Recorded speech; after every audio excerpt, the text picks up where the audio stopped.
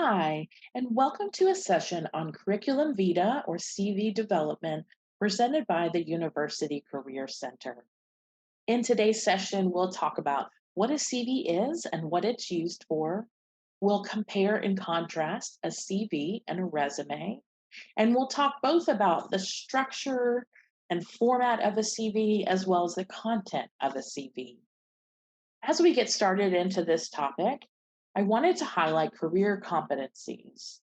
So, our career competencies showcase an individual's knowledge and behavior that leads them to be successful in their careers.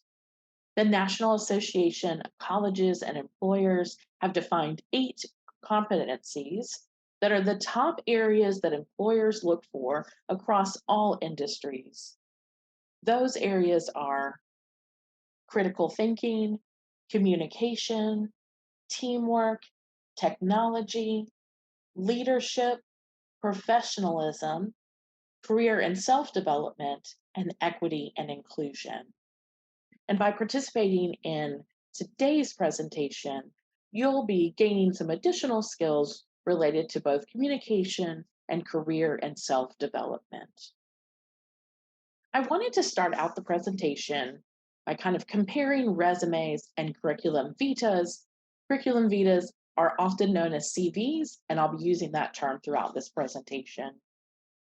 I find that very many people have a resume or are very familiar with resumes, so I thought it would be helpful to kind of compare the two. One of the most noticeable differences between a resume and a CV is their length. Resumes are very typically 1 or 2 pages in length, while a CV has no page limit.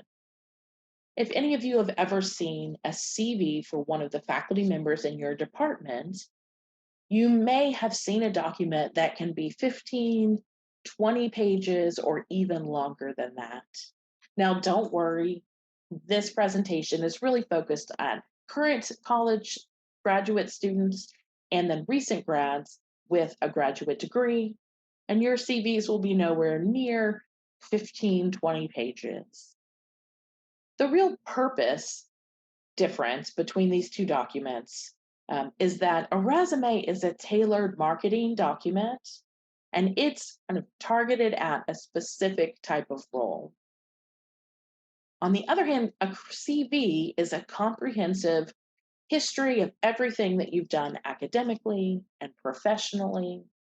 It really includes everything that you've done since high school to some degree.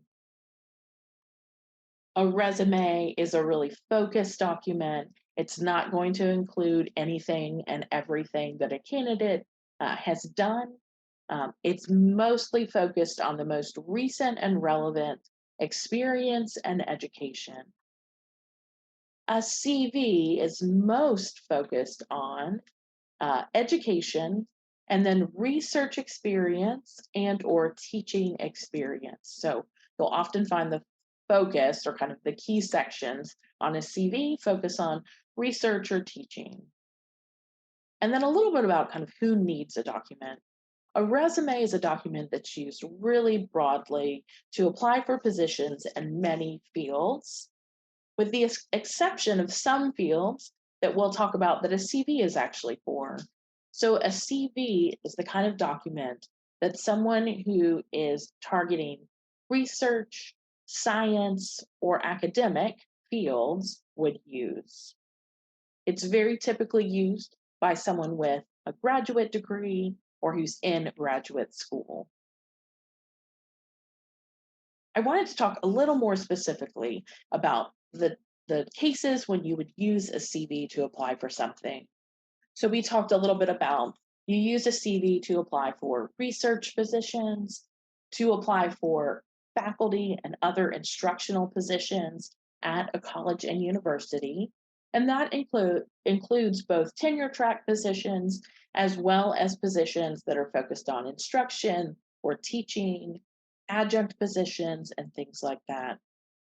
You'll use a CV to apply for kind of other scholarly activities, postdocs, fellowships, funding and awards, things like that. If you put in a proposal to do a presentation at a conference, You may need to submit a CV with your proposal.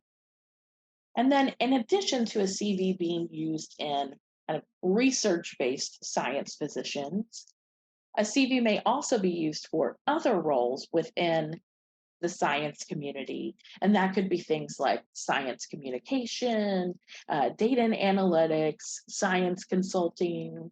Other consulting fields will also use a CV. And then CV is sometimes a term that can be used internationally or used in some countries to refer to what we in the US would call a resume.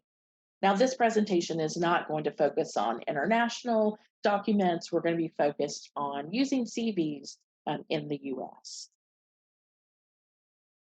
So, a little bit more about looking at the difference between a resume and a CV. So, a resume is a very tailored, it's very brief, it's designed to be scanned and read, within 20, 30 seconds or so. It's really a marketing tool that's just going to present a snapshot of your experience and skills to someone. A resume is often read by someone outside of your field. So if you're in the field of computer science, your resume may be read by human resources professionals, hiring managers, staffing agents, and those are people who may not have a background in computer science. And we'll compare that to a CV. The key with a CV is it's designed to be comprehensive. I would say anything you did after high school could be on your CV. Once you build up some experience after graduation, you might edit your CV to just include things that you did while you were in graduate school and then after graduation. It's really focused on research or teaching. Of course, like I mentioned, there's no page limit. And the people who would be reading your CV will be people within your field. So you can use kind of complex terms as you talk about your research or your work. You don't have to worry about making what's on your CV able to be read by someone outside of your field. So I wanted to talk about some typical CV headings. Many of these are pretty different headings than you would see on a resume. Now, both a resume and a CV have an education section. On a CV in particular, education is really important and is very often the first section after your heading. I'll give you a moment to look at some of the other CV headings on this slide.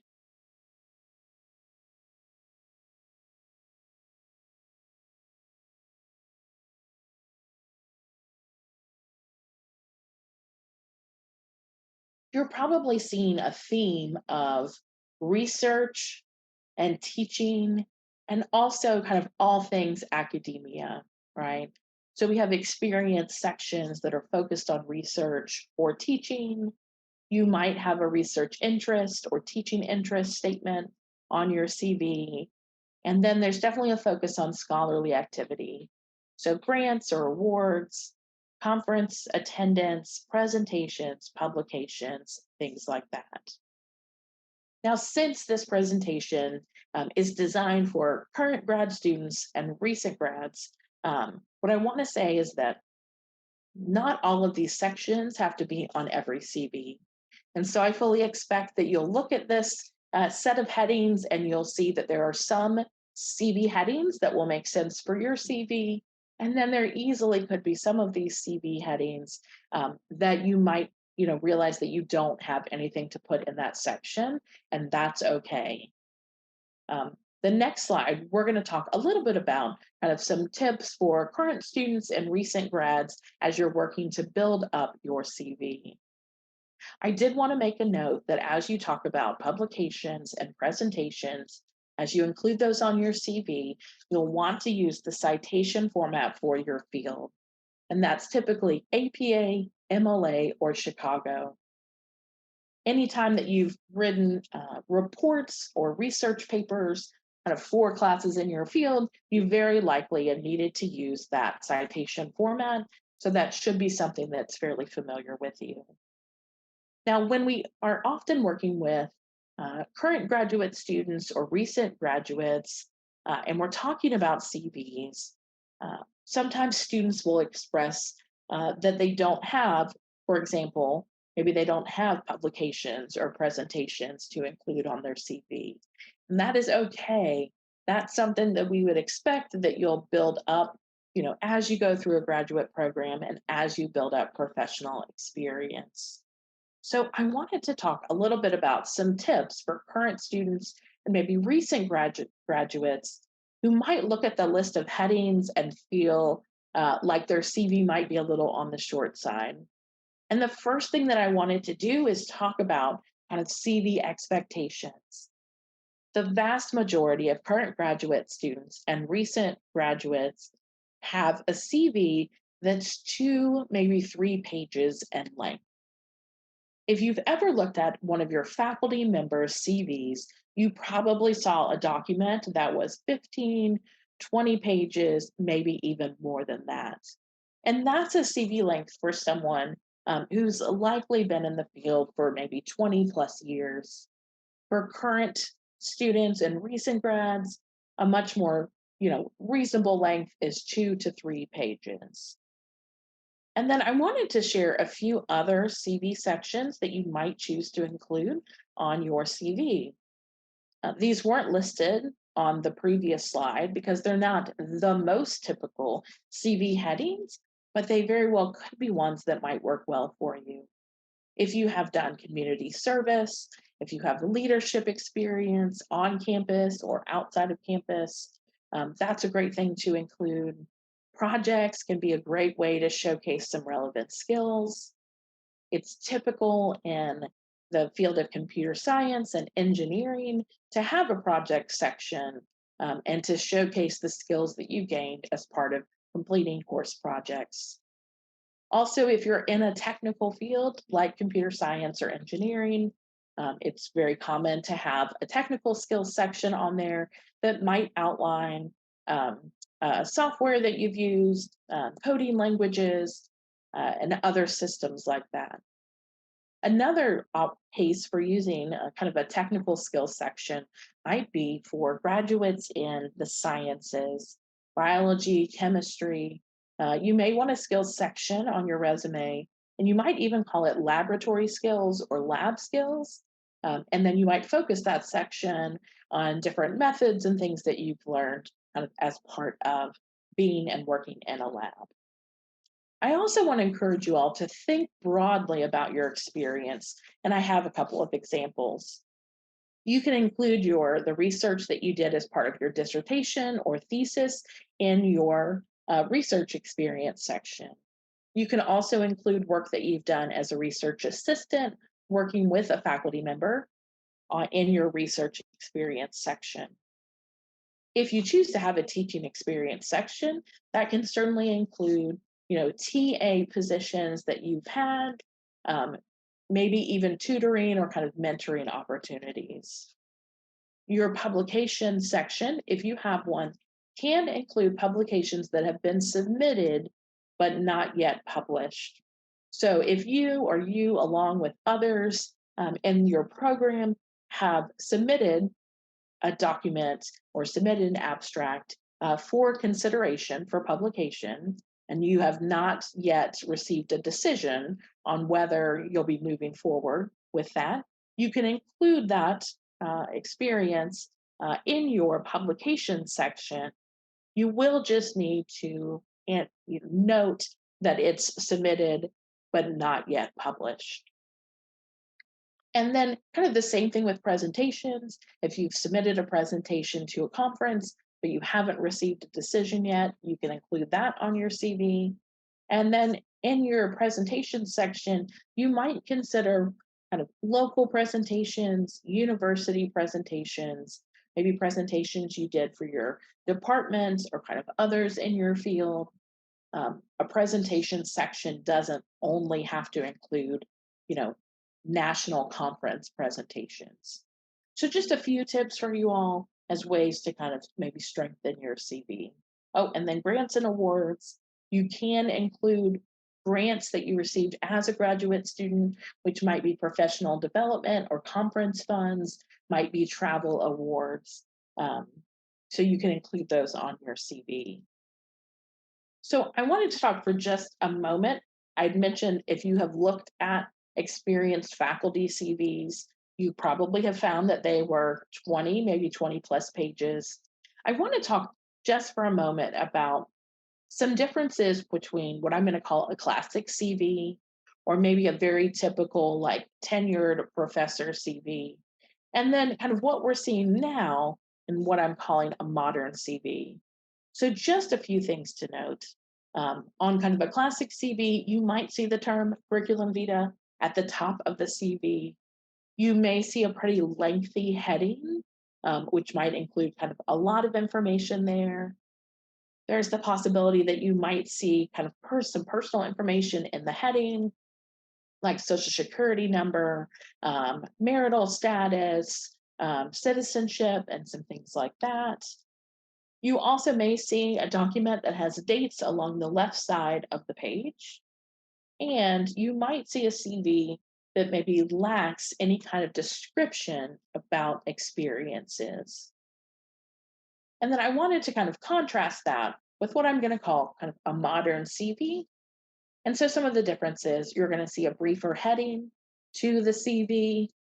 You're going to see dates that are kind of on the right side or kind of in line, as you see here. And I would say one of the reasons why you'll see the dates move is that we know that people in the US read left to right. And so if the dates are on the left, that's really the first thing that you see.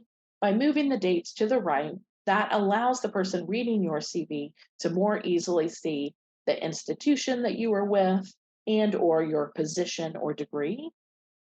And then I think especially important for current students and recent grads is you'll see bulleted or maybe unbulleted a description of the experience that you've had.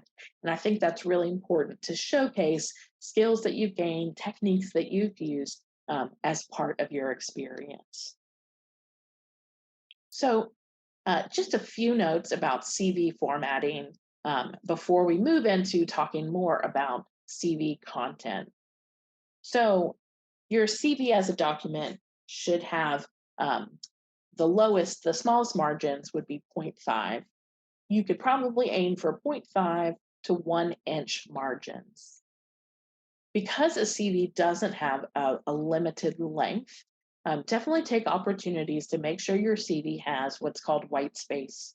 And that would be the idea of including a blank line or two between sections, a blank line in between different experiences or listings on your CV. Including white space can make it easier for the reader to be able to find the information that they're looking for. Aim for a font size of 10 to 12. Again, because there's not a specific length that you need to aim for, I might recommend aiming for an 11 or a 12-point font. Like on a resume, where you're focusing on kind of the most recent, most relevant experience, your CV should also be focused on kind of what's most relevant.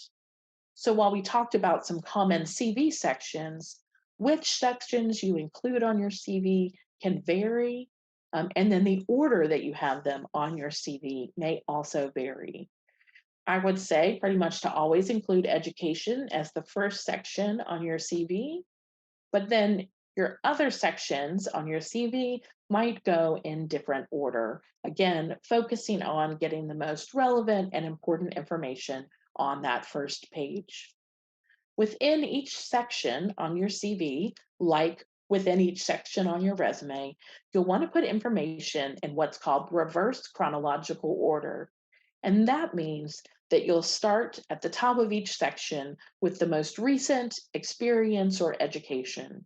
And then you will continue to put experience that will get kind of older and older on there. I wanted to show you all just a quick slide.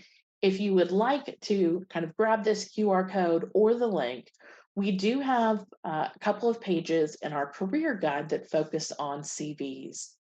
So if you'd like to make sure that you have kind of an example CV to use as you craft yours or update yours, snap the QR code or the link beneath it. And the CV sections of our career guide are pages 28 and 29. I'll show this slide again at the end of the presentation. All right, let's talk about what I would say on both a resume and a CV is a really important part, and that's writing about your experience. When we're talking about a CV, you may have a section for research experience, teaching experience, or maybe professional experience. Um, in any of those sections, of course, you'll want to have strong descriptions of the work that you've done, the skills that you've gained, and your accomplishments. I'll put in a reminder right here that the people reading your CV will be people in your field. You don't have to worry about uh, simplifying kind of techniques or kind of descriptions. You're writing to someone who's in your field. Now, I will say that if you use acronyms that aren't common in your field, you will want to explain those. So if you use an acronym that maybe stands for a specific program at UNC Charlotte, um, that someone who's not at UNC Charlotte will likely not know about, then you'll want to kind of completely list out the name of that program. And then in parentheses, you can put the acronym. On your CV, in your descriptions, you want to focus on don't use full sentences, and you won't use personal pronouns like I, me, my, we. Um, Instead, you'll want to focus on bullet points or statements that are easy to read and that really get to the heart of what you've done by starting with action verbs. So, managed, coordinated, taught, led, collaborated, designed. So, good action verbs or power verbs. And then you'll want to share kind of what you did as part of that. So, the action that you took. And then, if you can, also in that bullet point or in your statements, try to include the why. So, why is it that you did that? Why is it that you did that project? What were the results of it? And results can include maybe you developed a new process that's still being used on campus or still being used by a campus partner. It may be that you developed an app that got, X number of downloads, right? Um, Maybe you designed something new as you've been working with a faculty member, and maybe it's offering something new to your academic field. So as you can, think about kind of that results or that why, kind of why that was important. I wanted to show you and talk a little bit through some different experience sections and some other sections of the CV. Now, here we have kind of two listings for experience on two different CVs in different fields. Um, so you're seeing the information kind of in the first two lines is location, employer or organization, your title, and dates that you were involved in that. And then you're seeing kind of for the top one bullet points, for the bottom one, just kind of statements, again, that start with action verbs. They are including kind of specific information, and that could be numbers, that could be programming languages or techniques that you used.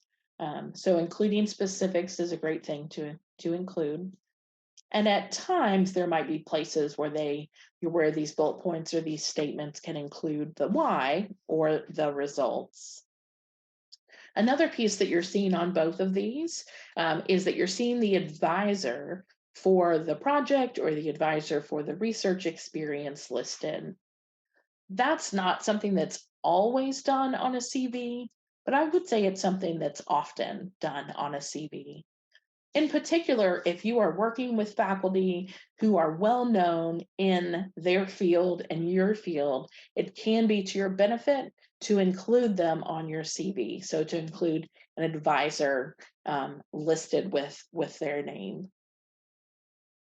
And then at the top, I'm showing one item in a teaching experience section. And I wanted to show an example of a TA position, since that is something that is fairly common for graduate students to do.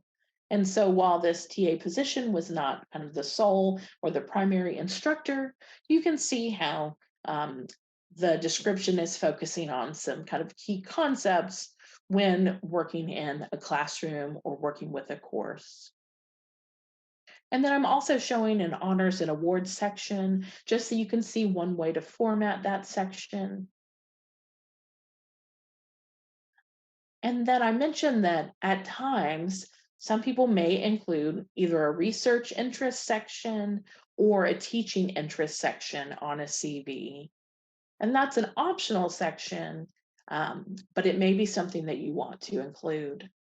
I would say that's a section that you may want to include if you're applying for faculty or instructional positions in higher education, or if you're applying for research positions where you feel as though you'll have a little bit of kind of latitude for you being able to maybe focus your own research.